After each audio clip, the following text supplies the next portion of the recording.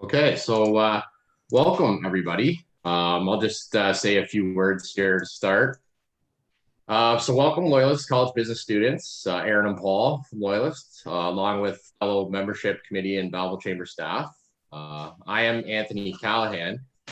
Professionally, I just mentioned there to Paul that I am an insurance broker by day with McDougall Insurance here in Belleville. Commercial insurance. And then I also sit on the volunteer Belleville Chamber of Commerce Board of Directors, currently as second vice president. A little background about what the Belleville Chamber of Commerce and exactly a Chamber of Commerce is for those not too familiar. So Chamber of Commerce, also referred to in the past as a board of trade, is a business network organization really whose goal it is to further the interests of businesses in the area and advocate on their behalf to all levels of government. So we at the Belleville Chamber, we have direct access to our local member of parliament, Neil Ellis, along with Todd Smith, our local member of provincial parliament, and our mayor, Mitch Panchuk, and all the city councilors. Our membership base is made up of local businesses, and a nominal membership fee is charged based on the size of their organization. So the member businesses elect a volunteer board of directors to set policy for the chamber, and then the board, we as a board also hire staff who are employed by and run the chamber for us. Different chambers may have different size staff and board depending on their size of membership. We currently have 4 staff members, which I'll get to shortly. The Belleville Chamber of Commerce, we've been around for, I think, more than 150 years now. So we have a lot of history, and currently we sit around 450 members. These members are made up of all different types and sizes. We have members that have 1 or 2 employees that are home-based, right up to members who have hundreds of staff with offices all over the country, and some that even do business internationally. Our board of directors that I sit on as second vice president currently is mainly made up of elected business leaders in our community, but we also have 2 appointed positions. One of these is from the industrial sector. Currently, we have Kevin McCahan of Sigma Stretch Film, and then we also have another appointed member always from Loyalist College. Right now, our current appointed member from Loyalist is your president, Dr. Anne-Marie Vaughn. Previously, we had Professor Jim Whiteley, and we have these 2 appointed positions as we very much value input from both our robust industrial sector, who's a major employer here in Belleville, and from our only post-secondary institution, which we are lucky to have. Realistically, our post-secondary students are our future, and having Loyalist College in our community, also helps attract both students to the area and employers to the area alike. But yeah, we hope some of these students and some of you guys will end up staying in the area and will be the next generation of both employees and employers. The Belleville Chamber of Commerce, as I mentioned, has 4 staff members. We have Jill Raycroft, who's our CEO. She's here. We have Lisa Grills, who is our membership development coordinator. Hi, Lisa. And then we also have 2 other staff that aren't here today. Susan Walsh, who's our our special events coordinator. She helps run a lot of our city events. And then we have Anna Frailberg, who's our visitor information services coordinator. So we operate out of the log cabin. The log cabin, I'm not sure if anyone has been by. It's on the corner of Pinnacle and Moira, right on the corner of Pinnacle and Moira going into the downtown core. We use the log cabin as our staff office, along with it being the visitor information center. For any visitors to Belleville, they stop by if they're looking for information about Belleville, things to do in and around our city and the Bay of Quinte region.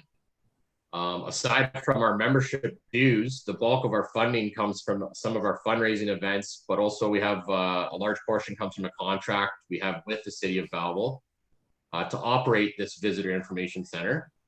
And we also, part of the contract also stipulates that we organize multiple city events during the year for the city. 2 of the big ones that stand out are our Waterfront Festival, for those of that attended. Unfortunately, didn't happen this year with COVID. And our Santa Claus Parade is another one. We also have, I believe, 4 other events that we host. Again, it's been a weird year. So I think, I don't know, for you, those of you who saw what we did this year, we had a reverse Santa Claus parade that happened just last weekend. but we've definitely had to adapt, and I think the staff has done a great job. In a normal year, we also host many smaller events for our members. We have breakfast business mingles once a month that include a guest speaker. We also have evening mingles once a month that are hosted by local businesses. And then some of our larger fundraising events also included our large President's Dinner Gala, which is held in February, usually sold out, and our golf tournaments, among a few others. So the Chamber of Commerce Volunteer Board of Directors, we're also comprised and made up of many different committees. As the second vice president, I chair the membership committee. Not sure if we have any other membership committee members in attendance, so I don't need to introduce them. Let's see. But we do have Jill and Lisa, staff members here from our staff. But yeah, I think that's it. Aruna, did you want to introduce the Loyalist College people we have? Yeah, for sure. Thank you very much. And it's been a great pleasure working with two Loyalist College staff, whom I will formally introduce. Aaron Dupe. Aaron, can you wave? And I think thank you. Aaron is Director of Student Success at Loyalist College. And Paul Smith. Paul, yes, Director of Career Services and Work Integrated Learning. And I think they will just offer some general comments. So Aaron, I'd ask you to go ahead, followed by Paul and then Jill. Thanks so much, Aruna. Good morning, everybody, or good afternoon, everybody. Really happy to be here today. Thank you so much, Anthony, Lisa, Jill, Aruna, for being here and for meeting with us. I'm really excited to be part of the conversation today. And just a quick anecdote: when we reached out to our international student team, the email that went out to invite students to participate, we filled our spots within 10 minutes. So there is a real keen interest in this conversation today. And so I'm really excited to be part of it. But I probably actually won't say a whole lot. Paul Smith, my colleague, is going to be facilitating some of the questions and working with the students today to pick your brains on the chamber and start some conversations. So I'm looking forward to it. And thank you again for making this time for us, and to all of our students on the call today. Thanks so much for coming together and making time on your Sunday during a busy time of the year to have these exciting conversations with this great group of chamber representatives. So thanks, everybody. Paul. Thank you, Aruna. Aaron first, a couple of weeks ago, reached out to me and said that he and Aruna had been talking about this session and asked if I might be able to contribute and so on. And I was very pleased to hear that, and very pleased to get involved. Going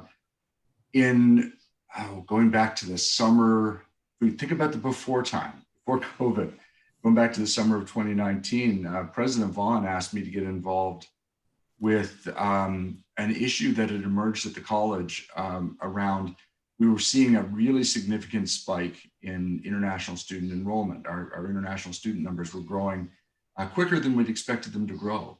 And one of the issues we realized very quickly was that we were going to need a place for all of these students to live. And so we began reaching out to the Belleville community, to the entire Bay of Quinte region, asking for help finding accommodation, to finding housing for our guests who'd be coming in quicker than we planned on. And I have to say that the response was just overwhelmingly positive. I found I was sort of the person who was out meeting with groups, having conversations. Jill and I spoke. I spoke with people from community groups. I spoke with representatives of the city council, Hastings County Housing, church groups, service groups, what have you, Quinte landlords. And the response remained right through, overwhelmingly positive. And I learned so much through that exercise about our region but I also learned so much about some of the how the people in leadership roles see some of the challenges for our region, and how the immediate acute problem we were having could actually be part of a solution to a longer term regional challenge.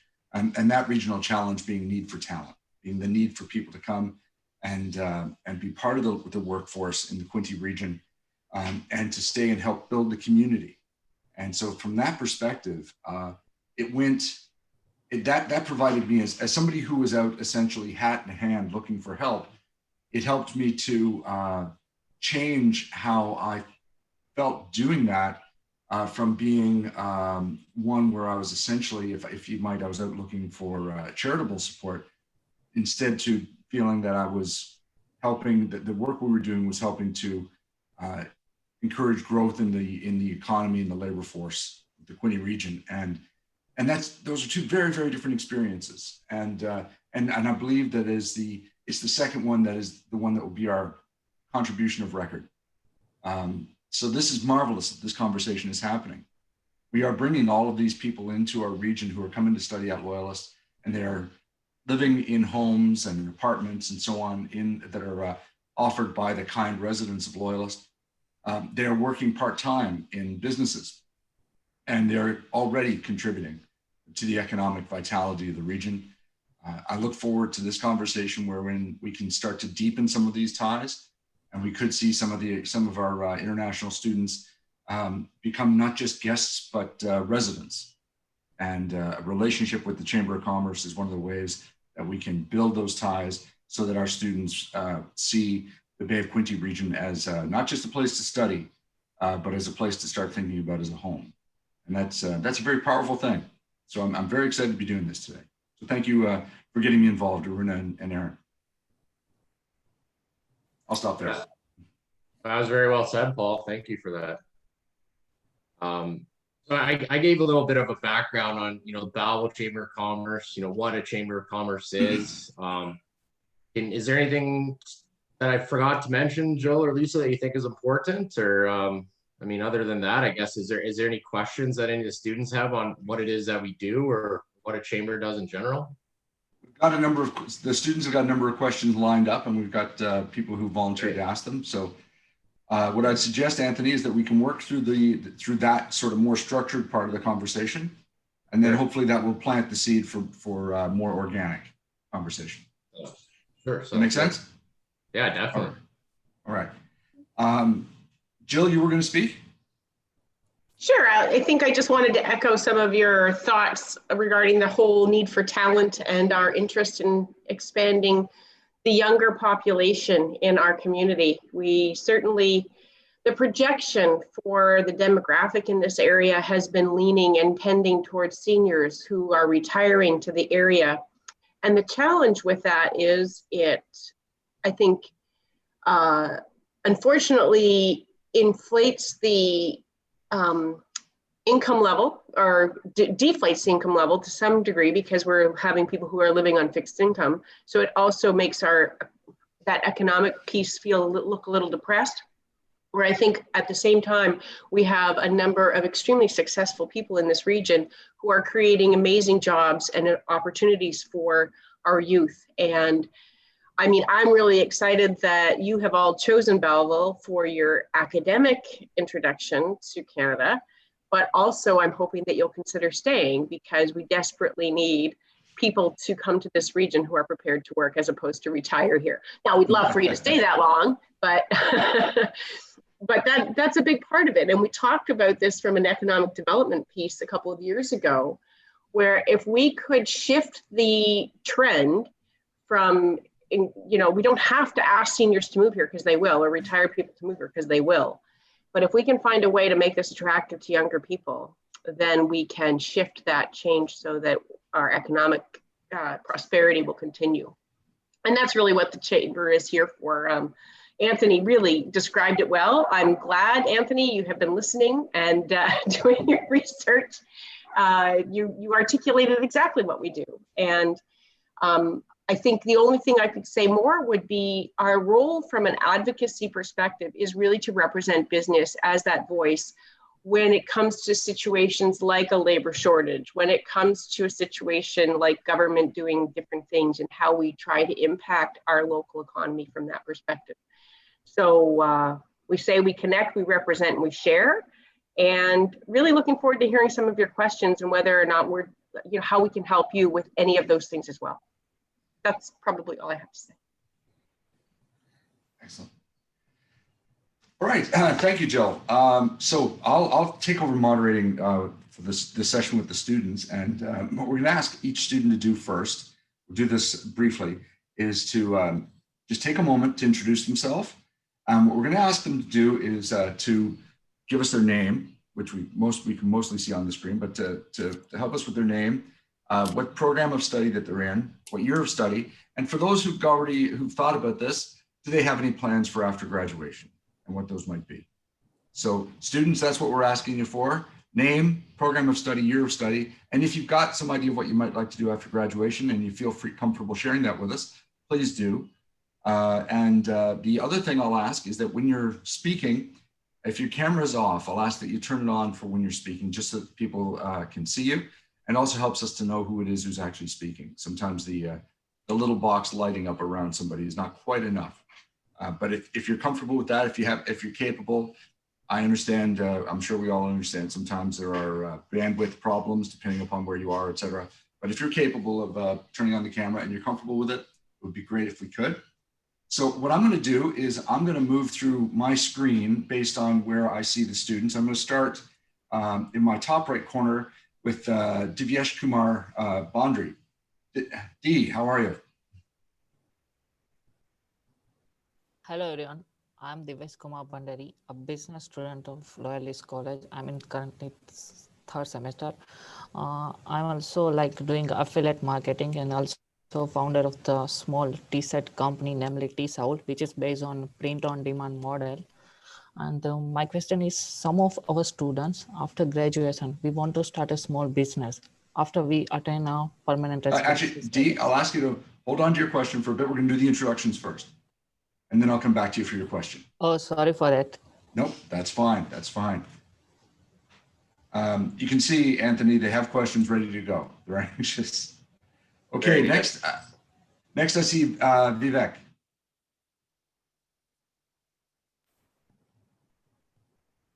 Yeah.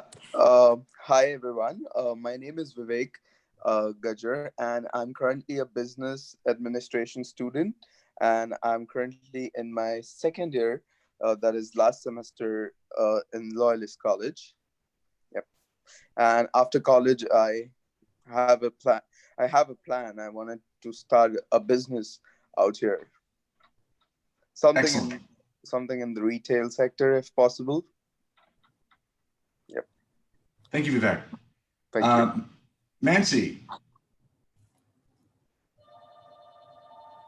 Hey, hi, good morning. Good afternoon, everyone. This is Mansi Patel, and I'm currently studying Global Business Management. I'm in my third semester. Thank Sorry, you, Nancy. what management was that? Global Business Management. Oh, okay. Yeah. Okay, Harpreet.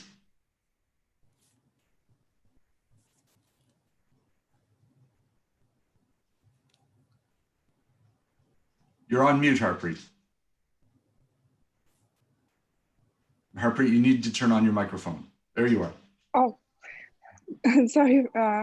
Hi, good afternoon, everyone. I'm Harpreet Kaur. Currently, I'm studying at Loyalist College, the Global Business Management, the postgraduate diploma. I'm currently in third semester. Thank you, Harpreet. Nimrat Singh.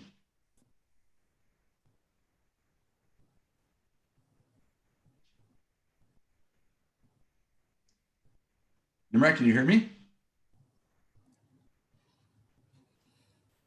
All right, we'll move on. Hanil Ryan Patel. You could say hello, introduce yourself.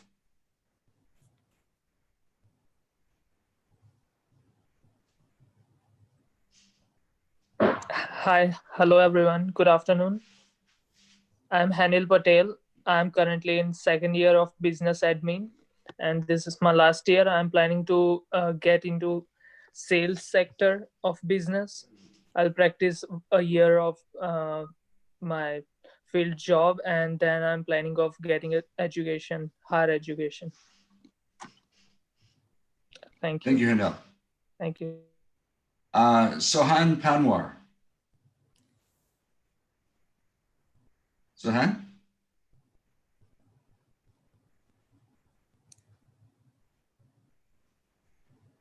All right, we'll try Arshdeep Singh. Arshdeep?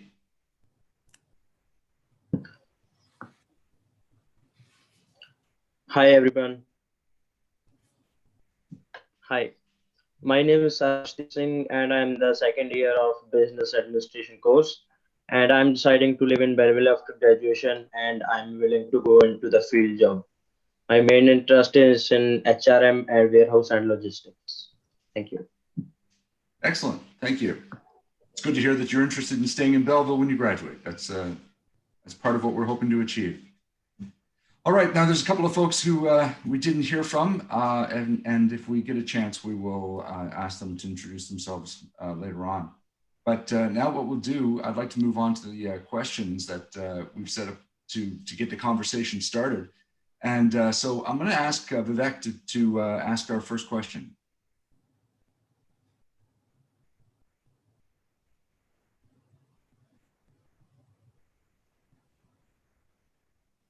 Vivek? Oh, yeah. Hello. Yes, we can hear you. Yeah. So my question to the Belleville Chamber of Commerce is, how can the Belleville Chamber of Commerce can be useful to us for setting up the business, or I can say is help us achieve what we're trying, help us out, or in general. Well, I can start that. Maybe it's pass over to Jill, but thanks for your question, Vivek. That was a really good question. So basically, I mean, as a Belleville Chamber of Commerce, you know, we could connect you to local businesses already in the first place, help you get your name out there, help you network, get you in front of a crowd, get you in front of people. If you have any questions with anything while starting up your business in terms of, you know, red tape surrounding, you know, any types of situations that you might find yourself in, you know, we could be there for advice. And, you know, we could even mentor you with another similar business that is a member. I mean, there's really many things that we can do to help. Jill, do you want to chime in there? So I got your hand up.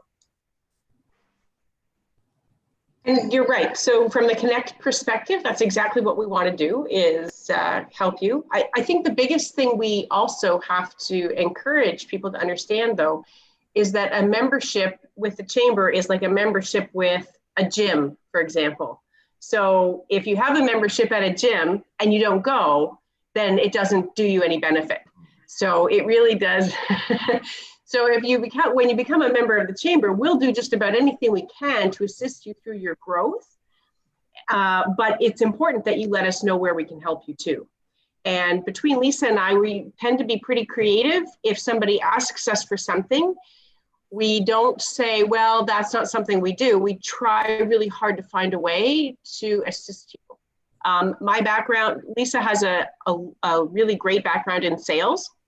So she's got a wealth of knowledge and connections to the community. My background, my husband, well, on one hand, my husband had a family business here, but I worked at Loyalist for many years, but I also have a master's in business administration. So my MBA work, and I spent a number of years teaching marketing. So, you know, we tell you to come and take advantage of that. We're happy to have conversations, help you brainstorm ideas. If you're looking for how to move your business forward, we can help you with that. We have resources in the community, and that's the big connection piece. So if there are resources that you need access to, then we're usually pretty close to connecting. Certainly the Small Business Center is one of those options, Trendval, which you already have kind of at your back door. But if there are other things that you need, we extend, as Anthony said, we just extend the connections as we can, or mentor you as you need to. Excellent, thank you. Students, anybody have let's work through the questions, and then we'll come back and see if people want to jump in. Harpreet, I've got you asking a question. Question number 3. Hi. Yeah. I have a question. Like, we are studying the business related like programs in the college, and we need some training or experience to work in the related environment, like in any company. So is the chamber able to help or promote the work placements for us, like after graduation? If you don't mind, I can help to answer a little bit of that. One of the things we've actively been working with the college to do, and I sit on the program advisory committee for the business program, is that we'd really love to have ideas of when the placement and the practicums are coming due, because we can start that relationship building at that point. I can also say that our members, the employment situation in Belleville is extremely desperate. So they're always looking for people to start working. The employment shortage issue is huge. And what I'd always recommend too is if you find a company or an organization that you'd like to work with based on whatever it is they do, I'd always encourage that you start, it doesn't matter where you start at that organization, because the opportunities to grow and evolve start by just getting through the door. So, I mean, my first job at Loyalist College was actually in the president's office, working in alumni and development, and it was a maternity leave contract. I then went and worked in the computer center for a couple of years, and I did a number of things before I finally found the job that kept me there for another 13 years. So it's so if you find an organization that you want to work with, we can certainly help you connect to those. And then I would say start wherever you have to, because it will grow into, that's how it grows into a career. Thank you so much for your answer. Absolutely. Dee, I've got you next. Yeah, like my question to a Belleville of Chamber of Commerce, if the students start a business after attain a permanent residency, will Chamber of Commerce help you to grow them?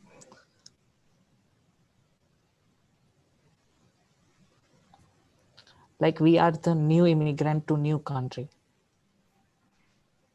So I don't know if you want to answer that. I think Anthony kind of said before, certainly we'll help connect you. And as I said before, it's you have to tell us what you want, but you still have to do the work. So we can help, we can't do it for you. Yeah, and I think just to add to that, Dee, that's a good question, is, often, especially in smaller communities like Belleville, a lot of the business owners that have been around in Belleville for generations, I think the chamber is a good way to kind of get in to meet people, especially for new people to the community, or students or young people or people that didn't grow up in Belleville. I think it's a great way just to get in to meet, get your name out there, to kind of ingrain yourself in the business community here as well. Thank you for the answer. One more question, if Belleville Chamber of Commerce support the youth entrepreneurship program at Loyalist College, like we are creating some business related, like entrepreneurs related program. If we create, will Belleville Chamber of Commerce support this program? And like all the types, like as well as funding, as well as mentorships?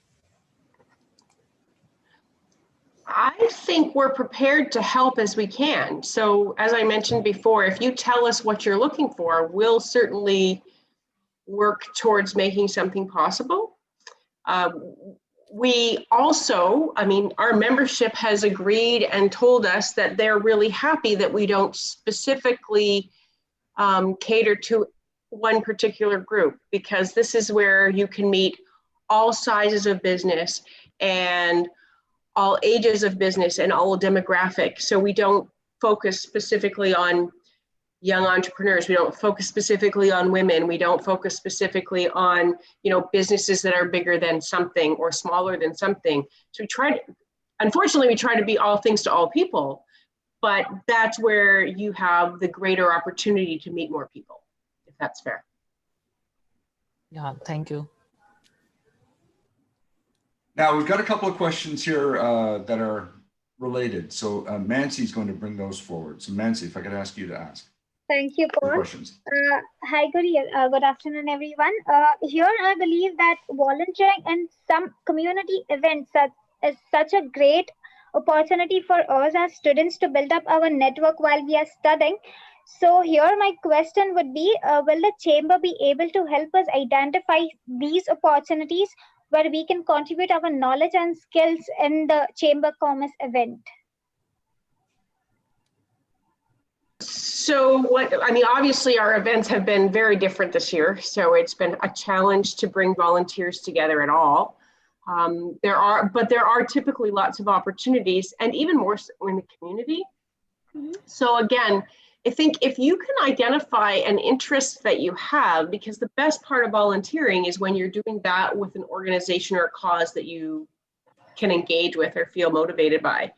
So we'd be happy to have that conversation with you about what you like to do and see if we can't connect you to an organization or cause that would be able to make use of your interests to further their agenda. So the chamber does give students an opportunity to work for them, right? To organize events with them. We will take on volunteers for sure. Like I say, we haven't done that very much this year, just because we haven't been able to do the events and we haven't been able to gather, but typically, yeah. Okay. So just moving forward towards my next question is, as students and as young youth, we are very energized in, organizing certain community events or maybe even student council events. So does the chamber support this as well? And if yes, then to what extent? So are you asking if we support events that you create? Yes. Well, we're here. I think, we're always interested in engaging. If we joke about the chamber, because the chamber is really old, like 156 years old, we joke about it not really being that old anymore. We're not your grandfather's chamber. We try really hard to find a youthful approach, even though I'm old and Lisa's older. She's not listening right now. But so again, like I said about the whole membership piece, if you engage with us and explain how we can help you, we're pretty motivated to try and find ways to creatively serve your needs. So I'm pretty well hearing about the membership thing about the chamber. So how does the membership thing work? Like, is it a contract based, or just, you can come visit visit the chamber, be a member, and then you can work for them? How does this work? So there are a few different things that would happen, and I'll maybe let Lisa answer some of these questions, but generally speaking, a business would decide that they want to become a member. They would pay their money, and then they have full access to our newsletter and other types of events that we host. And I'll let Lisa talk about the affinity programs, because there are a lot of them, and that's where some of our members find their value. But everybody joins the chamber for different reasons. And that's what we find regularly, is that one person will join because of this thing, and then somebody else will join for a completely different reason. So if it falls under one of those pillars of connect, represent, or share, that's really where you communicate to us what you want, and we do our best to help you. So I'll let Lisa talk a little bit more about the programs. Sure. As Jill said, people join the chamber for very different reasons. With regards to small business, most of those people identify the connect piece as a very important piece, and networking, which many of us realize is a cornerstone of any kind of business relationship. But I think what happens too is those people, once they start to engage, and from Jill's earlier comment, it's like going to the gym, you know, the more you engage and the more you participate in what we do have going on with regards to events, whether they're information, virtual meetings, or more social mingle type of events, the more you do that, the more benefit you get from it. But then we have just extra little benefits as members that we try to instill use a member philosophy. So we have I think a fairly robust member-to-member program. So as a business, you offer you appreciate the fact that membership is valuable, and you offer those members a special deal. You know, one of my favorites is, you know, everybody loves pizza. Papa John's offers all chamber members 25% off. Yeah, I mean, my mouth water right now. I know. Royal Haveli offers, I know you love pizza too.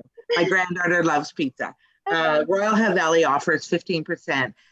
We have Esso and Mobile through our Canadian affiliates, because the Chamber of Commerce is a network in itself of business communities across the country.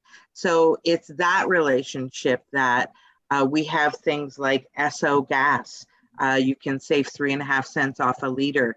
As a business owner, if you are trying to offer your employees group benefits like health and dental, and as a small business, you don't have the purchasing power. So what it does is it takes that purchasing power of that network across the country and offers it to you. So you benefit in those kinds of savings. Shipping is one of those things. They're always looking to kind of massage that benefit program to make sure it's relevant to today's business. So they've just introduced a shipping relationship with a company called FreightCom, which is like an Expedia of shipping. And they've negotiated rates with shipping companies like FedEx, like DHL, like Purolator. So as a business, whether you're working out of your basement or your garage or a storefront, if you are now offering online purchasing and now you have to ship your product, you benefit from that relationship, from that network across the country. So we try to identify what your needs are as a business and then make sure that you're aware of what we have to offer. And I guess that's all I have to say about So is this like only a person owning a business can join a chamber for a membership, or even the students can join in? Well, that's a very good question, and I'll probably flip that over to Anthony and Jill. We don't currently have a student rate, but I know that's something that with Aruna starting this conversation, something we might look at down the road. Jill? Okay. Anthony? Yeah, I mean, I was just going to mention, I think we have a couple members that are just personal members. They're not part of any business. So you can join just as an individual as well. Mm-hmm. And then also just what Lisa said is that's what we're very interested in. If there's something we can do in terms of for students potentially going forward, which is one of the reasons why we wanted to have this conversation as well. I think that's something that we'd be open to and interested in offering if there's enough interest from the students. Okay, and is this a standardized fee for students as well as a business, or there's some differentiation in the fees for membership? So our fees right now are based on number of employees, I believe. Okay. And so if we do have a student membership offering going forward, then yes, we're going to have to come up with some sort of standardized student deal that will obviously be more accommodating to students. If you don't mind disclosing your fees, can you let me know how much are they? Like well, I'll let Jill or Lisa take that one. What are they approximately now? $249. 49. Okay. Yeah. So sorry, that's per month or per year? Sorry, is $249 was the annual That's the fee. annual fee. And what we do is, yeah, we offer the opportunity to, because we know that's sometimes hard to pay. So we offer some of our members the ability to pay it monthly. So they can put it on a credit card or something like that, and we'll process that monthly to make it a little more palatable for some of our smaller businesses to join and get the value of that membership. And again, as we go back to use your membership, it's those savings programs that many of our members find that they save more than the membership ever costs them if they start to utilize some of those programs and some of those special offers that are available. Okay. My last question for the day is, I'm so sorry I'm asking so many questions, but supposing I become a member of the Chamber of Commerce as a student, so how will the Chamber and its employees help me in organizing events and, building up my network with more businesses or with the integrated community or the local business community into Belleville? So I mean that's a really good question too, and thank you. You ask as many questions as you like. That's what we're here for. But I mean, just going back to as to what Jill said and what Lisa said as well. The more that you engage yourself in with the chamber, the more that you'll get out of it, right? So the more that you go out to some of the mingles, introduce yourself. We have tons of volunteer positions available, and in a normal year, obviously, like Jill said, this year has been a little quieter, but we have lots of committees you can sit on, membership committee being one of them. Come out to a mingle, introduce yourself. We have ways for new members to get their name out there, and you can give a 30-second or 50-second elevator speech at the mingle just about what it is you do. You'd be surprised of how little effort it takes just to get your name out there to the business community. Yeah, right. Folks, that's the end of the scripted questions we had. Is there anybody else who might have any of the other students who had any additional questions? Or not to cut you off, Nancy, but just to let everyone know that we've kind of moved out of the scripted questions, and now we're, I know that there's that Anthony, you guys on the chamber side might have some questions for our students. So I'm not sure how you want to handle that. Yeah, I mean, I could start. I had a couple, I love getting input from not only younger generations, but from students, and especially students that might be new to the Belleville area. It's kind of nice to get in, someone's viewpoint that, didn't grow up here and doesn't really just take everything for granted that's here in the first place. I just had a question. Maybe each student could give us, to tell us what brought them to Belleville, what brought them to Loyalist College, and maybe one thing they like and one thing they dislike about the area.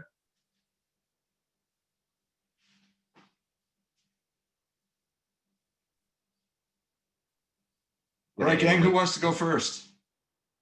Yeah, I want. Thank you, Dee.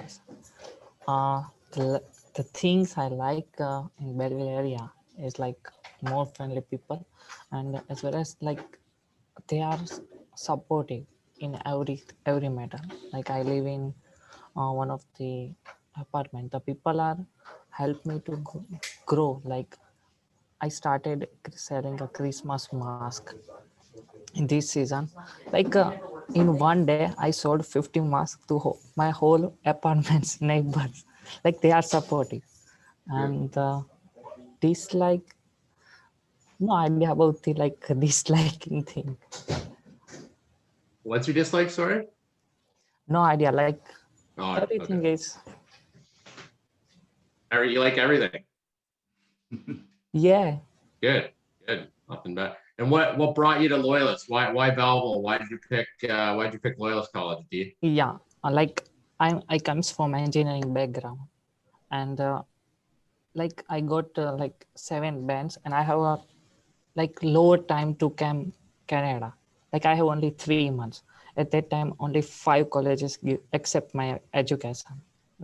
First of the Loyalist College, and I think Belleville have a small town. It's helped to grow here. As compared to Toronto, any bigger city, small town has a large opportunity. as well as I research about the demographic, like people, how much people spend their income and how the population is here. Like 50,000 population, it's like any small business owner, they can grow very fastly. And I want to start like one app. I already started as a portfolio developing.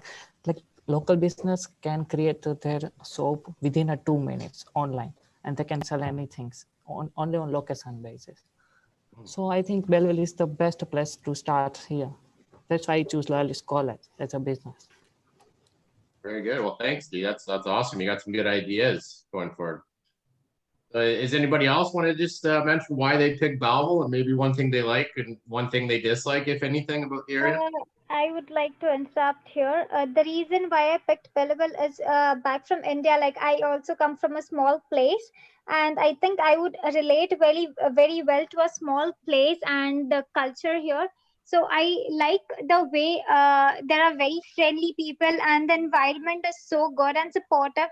Again, as the college part of you asked me why I chose Loyalist College, as Dee mentioned earlier, that as less population, that teachers and our professors will concentrate more on students, will give them personal attention, and that is what we as international students require more, because we have nobody back here, right? So it's just the professors and our friends here.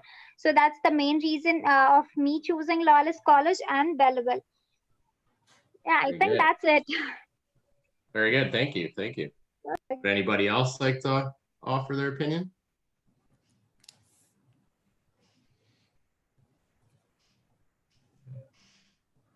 So for the people that so the people that spoke or anyone realistically, do you plan to potentially stay in Belleville long term after graduation, after completion?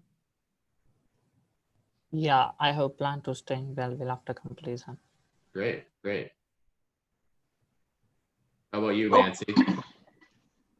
I too have a plan to stay in Belleville, but then right now, like I'm just concentrating on, opening business or maybe working for a firm and developing my human resources skills, and then opening up my own business for that. So I think Belleville would be a great start because it's a small place. Then we can probably start on a large scale. Good, good, very good. So potentially then, would you guys be interested in coming to Mingles and maybe coming to some chamber events when we're back up and running there, hopefully early next year? Fingers crossed. Fingers crossed. Yeah, I mean, we're still having some, adapting and having some Zoom Mingles and events here and there, but with the year winding down, we're hoping, as all said, fingers crossed, when we can start having in-person things again in the future. Yeah, I think that would be a great idea for us to, start knowing people and start knowing what opportunities and what, issues are discussed into the Mingles. So I think that would be a great opportunity to start with. Good, good. And do you guys live on campus in residence, or do you live off campus? No, we live off campus. Like I live off campus. I also live off campus. Off campus. So are you close to school, or how do you get to Loyalist then? I guess right now probably a lot of stuff's online. Not right now, because right now it's just the online classes going on. Exactly. Sure. Yeah. We have Anthony. Our campus is currently, and Aaron, feel free to pitch in here on numbers. But my understanding is we're operating at student access to campus is around 65%. So what that means is that if students are doing courses that require labs, hands-on instruction, so think things like shops in the trades, the skilled trades areas, getting into the auto shop and so on, or culinary management, getting into the kitchen. Those are happening, but anything which would have been traditionally in a lecture format is remote. So a lot of our business programs are heavily remote because they would have been largely lecture format. Sure. Yeah, that makes sense. I mean, there's obviously some things, like you said, shop, and you can't do online, right? You can't do everything through Zoom. Yeah. Good, good. Jill, Lisa, do you guys have any questions for the students, or do you think of anything that of Sorry, I guess I would be interested to know, we do have, the log cabin is open. So if anybody's interested in, setting up an appointment with one of us, we're happy to have you there. We can socially distance in the cabin, and so we could have a little face-to-face if that's what you're interested in. Certainly would be interested to hear about the business ideas that you have and what you're bringing to the community. We might be able to tell you, is there any competition for that, or is there somebody who can help you? So yeah, certainly happy to continue this. Good. And Jill? Jill, may I Sorry, say Aruna. something, Anthony? Yeah, of course, Rena. I just want to point out as well, can I pass this message on, Jill? We met a student at the Belleville Inclusion Committee meeting this week. She's a graduate of Loyalist, and she's from India as well. She is now a supervisor in one of the Tim Hortons, and is definitely planning to stay in Belleville. She's just bought her own car. And so she's highly motivated. May I extend this invitation to her as well to meet you at the chamber? Yeah. Yeah. The other thing is that as because she's working for Tim Hortons, if she's working for the Hanley Corp, they're a member. So technically speaking, that kind of extends to her in some way. Okay, I'll let her know that. Thank you. Anthony, Jill, Lisa, if any of you are able to answer this question, might be helpful. Regarding the question about student memberships, are you aware of any chambers that have negotiated some sort of student membership with their local post-secondary institutions, local college, local university? Is there, I guess I'm asking, is there a model out there we might emulate? Good question. Yeah, I mean, certainly I'm happy to ask our network to see what that might be. Again, I guess the question becomes, if we customize a membership for students, what do we deliver for that? And does that become a specialized service? And not to say that we aren't superhuman, but we are just two people. And both Anna and Susan, who also work with us, really have different, they don't focus on the chamber work per se. So I guess it's making sure that we understand the expectations of creating a specialized membership from that perspective, if that's fair. That being said, if there is actually a charter for a junior Belleville Chamber of Commerce. So yeah, so I mean, There'll be something there. Yeah, and so how do they work together? I think what we have found, what we are finding in the chamber network though, is if they try to create a specialized next gen or a youth chamber, the question then becomes, when does it divide? Like, when do you become old enough to be part of the big boy club? Right. And we don't want people to feel alienated from that perspective, because what other members have identified their real value is having everybody together. So yeah, so I guess that's an interesting question. So would Jill, would something like this, I'm as you know, I'm totally sort of economic development kind of person. So you know that. So let me ask this basic question. So if I were a student at Loyalist and I were potentially a student member, then could the chamber say, well, as soon as you get your first employment, as soon as you're earning your salary, then you switch from a student membership to fuller membership? So, I mean, is that too simplistic for you at the chamber or for us at the chamber? Well, so part of me even wonders, I mean, Paul is so Loyalist College is a member of the chamber. Yes. And so the professors could automatically be receiving, and maybe if they're not registered to receive our newsletter, they do register to receive our newsletter. And how they would like to extend that to their students, I don't think we'd have any concern about that. And that might be, so maybe it's not even so much that they have to pay to be a member, but it's by extension of Loyalist membership that the students can be involved.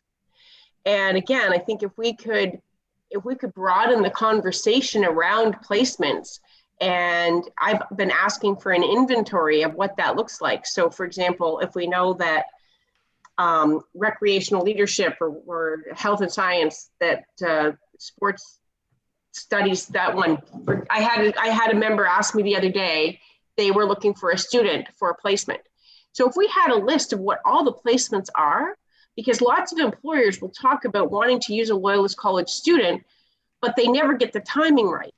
So I think if we were able to have that inventory documented, or that identified when different programs have their placements, so that businesses could be ready to get on board with a project when students are available, or hold off their projects until those students are available, that'd be a great way to continue, like really build the relationship between Loyalists and our members. Jill, I can assure you that is a priority for our newly formed Career Services and Work Integrated Learning Unit. So there will be, look for something along those lines coming sooner than later. Perfect. I know I've been asking for 2 years. Just saying. We started November 4th.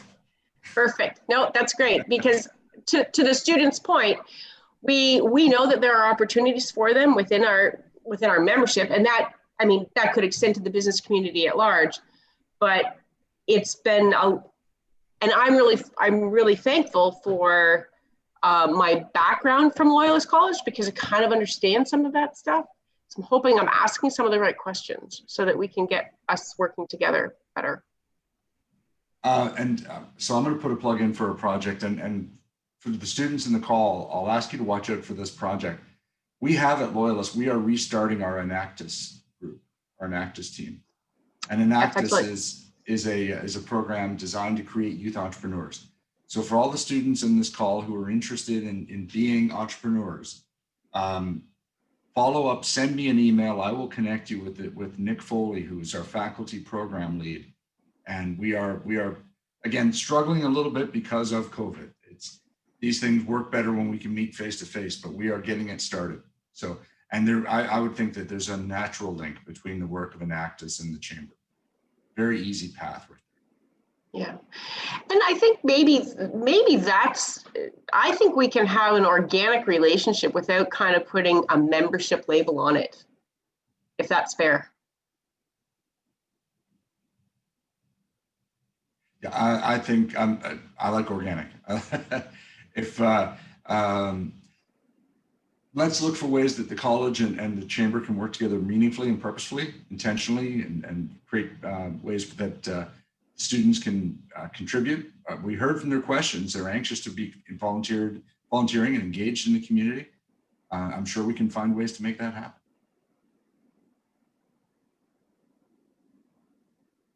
Perfect. Anything else, Aruna? Yeah, any other questions, or anyone have any questions? Well, I had mentioned to both directors, Director Paul Smith and Director Aaron Duke, that if I can do anything from a community engagement point of view and work with the Chamber on that as part of the membership committee, I would do that.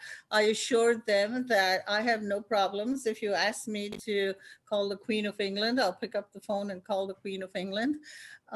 It's just a matter of focusing on communication and what you want and how you want to get there. And I'm very excited to hear from some of the students here this morning that they want to stay in Belleville. I'd love to talk with you about that, because I've been here since 1967. So, yeah, just, whatever can be done, and we'll let the president, Jill Raycroft, and our membership development person, Lisa, take care of all the other issues of economic development and career development, along with the Director of Student Success and Paul Smith, the Director of Career Services. But I just want to see our community prosper as well, and that everyone who lives here in our community has as good a life as I have. Bravo. Yeah, and I might just follow that up to say, you know, good for each of you for taking this huge leap of faith and coming to a different country, learning a new language, trying to understand us as we work to understand you. I'm not originally from Belleville, but I've also spent time in 2 different countries where English is not the first language. So I can sympathize with the challenges you're facing, how your personality can sometimes get obscured because the language barrier is there. And I always find it the hardest is, you know, understanding a sense of humor with each other. And, you know, you miss that when you don't have it around you all the time. So, you know, good for each of you for coming. If there's anything we can do to help and support you in any way, I want you to know that we're here to do that as best we can.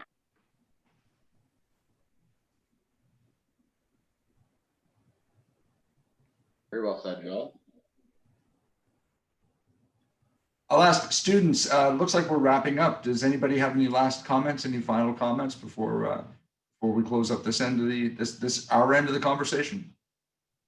I have a question. Thank you, Archie. Go ahead. Yeah, my question is like whenever we apply for a job, there is always a common requirement that minimum of 2 years of experience is required for any position. But like we are in the age group of 21 to 25 and we don't have that experience. So is there anything that Chamber of Commerce can do, or they can create entry-level jobs for grads, or anything they can do for the graduate students after the graduation? So that long-standing bugaboo question: no experience, no job equals no experience. How do we get over that? Yeah, trust me, it plagued me. It took me 30 years to find my job to get the experience I needed to get here. I think to my point earlier is that if you find an organization that you'd like to work at or in, wherever you start there doesn't mean that's where you end. So finding that position, just getting your foot in the door, even if it's sweeping the floor, is sometimes the way to start. And I don't mean that in any bad way, but I mean, my son is, you know, contemplating his career choices. And he said, if he could get to the right organization, he'd clean their toilets, because that's where he's at 21 years old, knowing that his chances of getting the job he wants right now is limited. But if you can get into the organization and get noticed for your contributions, and by being a part of the culture in that organization, that's really where your opportunities around building your experience so that you get that 2 years that you need. That's a big part of how it works. And further to that, my own personal experience is exactly that. I volunteered with the membership committee for, I think, 5 years. And when the membership development coordinator position came up, I was gainfully employed, and it was my husband and Susan, one of the other people that work at the chamber, said, you should look at this because I think you'd be a good fit, because I enjoyed what I did with the committee so much that all of a sudden it, you know, the door opened before I was even looking for the door. And I think sometimes those opportunities just present themselves when you are, again, engaged and, you know, active. Arshdeep, I'll step in here a little bit, and I'll speak in sort of like a general sense in an attempt to help you come to grips with your question. That is a long-standing question. That has been an issue that has been around for a long time for people entering the workforce, whether as an international arrival or as a domestic person, somebody born and raised here. So here's what I've come to learn, and I'll share with you that this is actually based on a study that was done by a group out of Toronto called the Higher Education Quality Council of Ontario. And they did a study wherein they investigated hiring decisions by 400 companies in the Toronto area. And what they found was that the main thing that was driving the hiring decision was, did the applicant have experience? And there's a reason for that. And the reason is that When you're hiring somebody, you are taking a chance. There's an element of risk. You are, as the representative of your organization, you are risking the money that it is taken to recruit somebody, plus you are risking that the person you are hiring may or may not be right fit for the company. And those are if they go wrong, if it doesn't work out, that's a very expensive thing to miss at. The average cost of recruiting somebody now in Canada runs, depending upon the level of the role, somewhere between $10,000 to $30,000. And if we're talking more senior roles, it gets even higher. So it is something that employers do very cautiously. And so why do they ask for the 2 years experience? Because the 2 years experience tells them that somebody else trusted you enough to give you a job to get you started. And so when you listen to Jill's story and you listen to Lisa's story, what they're talking about is that the people, that one of the challenges for people who are coming into the workforce is you need to help somebody come to know you well enough to trust you that they will be willing to make an offer of a job. And that's why we talk about a personal network. If you know somebody and they know you, that makes you much more likely to be somebody that they will feel comfortable taking on. So that doesn't overcome the 2 years experience requirement, but it does tell you that what the work that it lies before you is to build that network, to make connections, to get involved with chamber events, to meet the people in Belleville that are making these hiring decisions and who could, if not hire you directly, speak to somebody who is making those decisions. It's about breaking down the alienation, breaking down the differences and minimizing the risk, helping the employer feel more comfortable when making an offer. That's been the experience that I've seen in my years. And the study that they did from HECO just showed it clearly. So that's not easy, but there is a way to do it. And I saw, Jill, you had a comment there. Well, yeah, I was going to say, I actually taught a resume writing course at St. Lawrence College a few years ago. And one of the things we talked a little bit about is when you review your course outlines, it describes learning outcomes. And those learning outcomes are basically your application of the experience in your school. So if you find ways to leverage student projects, for example, as an example of your experience with something, those are two things. It's how you describe yourself in a resume when you're applying to a position, and you say, okay, I have experience with this, and this, and you've demonstrated it by this particular project.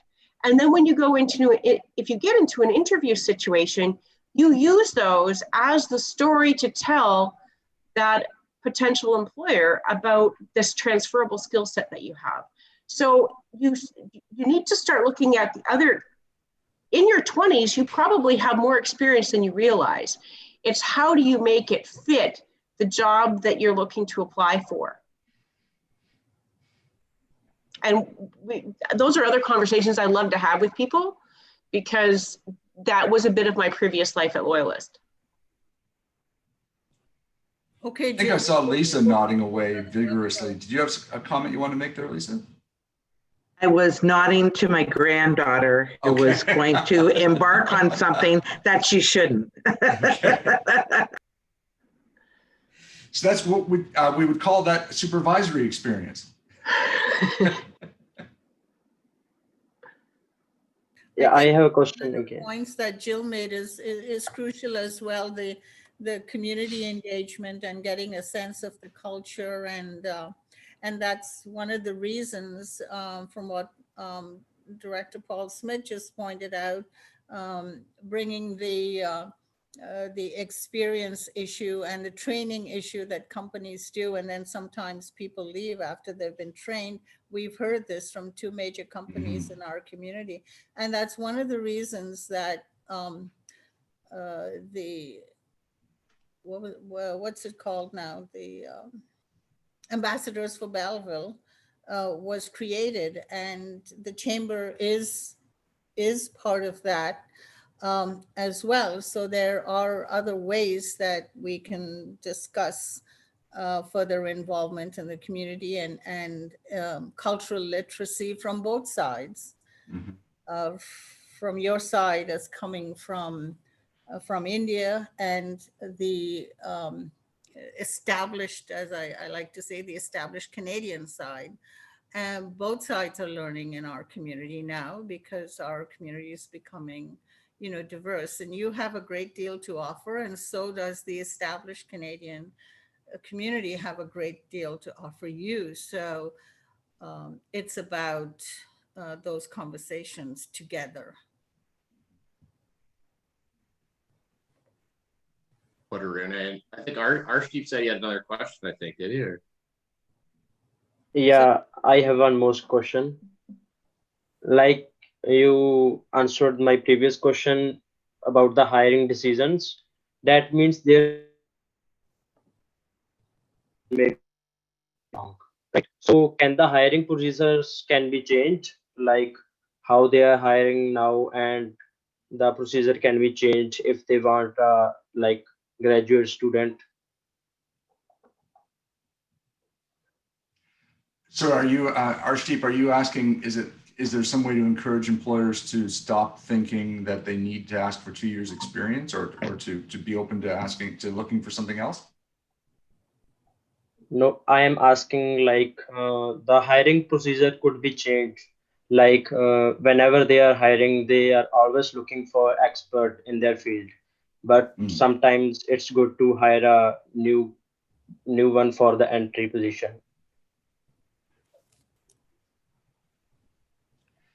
I can't tell you how many jobs I applied for that I wish that's exactly what they did. It's the greatest challenge in your 20s. I'm not going to lie. It's the hardest thing because you just, it's so frustrating because you feel like you have a lot to bring to the table and it doesn't feel like anybody's paying attention. But what I can say, being old now, is that you trust the journey. The right job will come up at the right time.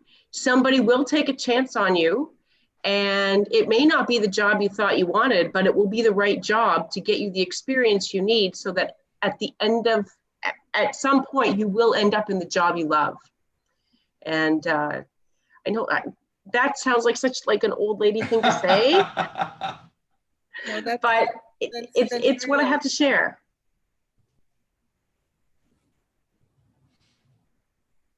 I think regardless of, the experience being asked by the employer, I mean, if it's a job you like and you can get in the door and get an interview and show the employer why you fit in that position and maybe draw from experiences from maybe some of your student projects or other types of jobs that you've had in the past that, might not have been a similar job, but had similar transferable skills that you can show that you have gained and have personally. I mean, I think just getting in the door, a lot of times when those employees, unless it's a government job sometimes where they just automatically filter you out based on experience beforehand. I mean, unless a lot of times those aren't hard requirements, if you get in there and can show them why you're a good fit, oftentimes they'll overlook maybe the lack of direct experience in that field. And don't like part-time work is really important, contract work. Those are all great ways to develop experience where the employer hasn't maybe made a huge commitment to you, but it's a great way to develop your resume. I think that's the biggest thing. And I mean, my mom used to laugh at me because she said, why are you doing all of these things? It's not just about building your resume. At some point you have to apply for a job, but it really was. And I did so many things trying to build that resume, both on a volunteer basis and a work basis. Because I knew that it was going to be important. I mean, my original degree was in Italian and history. Like nobody hires people who have Italian degrees. And so I had to have something better. And so, I mean, I was the editor of the yearbook. I was part of our gratitude campaign, fundraising campaign. I worked at our pub. I worked in our alumni and development office. And how I ended up getting my first job at Loyalist College was in fact because I had worked for the alumni and development department at the University of Toronto. And the person who was running that program here in Belleville was also a graduate from the University of Toronto. So that was the most random connection that got me my first job. So, and it was my student employment that was the experience they were looking for. So, I mean, none of those things had anything to do with why I went to school, but it was my first job and it turned into a 17-year career at Loyalist College. That's some Sunday inspiration. That's right, Jill. I hope that helps, Archie. Yeah. And Archie, taking part in this event today is the kind of thing that is about building this network and building connections and so on. And I would strongly encourage you to make sure that when you're preparing your CV, when you're preparing your resume, don't lose track that you were here today.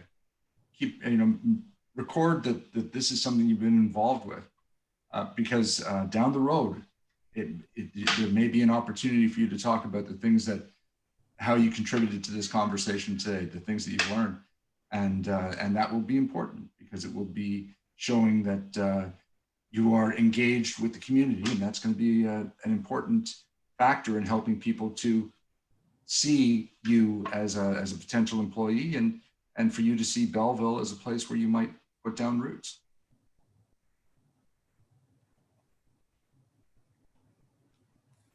Paul.